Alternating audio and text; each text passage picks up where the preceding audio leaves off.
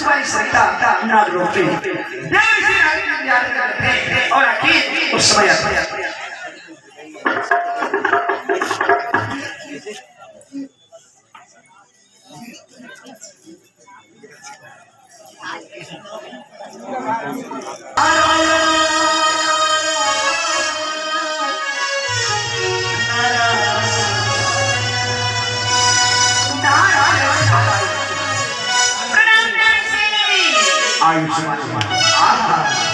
अरे राजकुमारी सरिता आज इतना समझ नागलोक के द्वार में जरा मैं जानूं कि क्या किसी का इंतजार कर रही हो?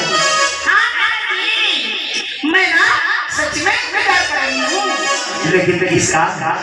बता दो ना कैसे बताऊंगी? तो कैसे बताएगी सरिता?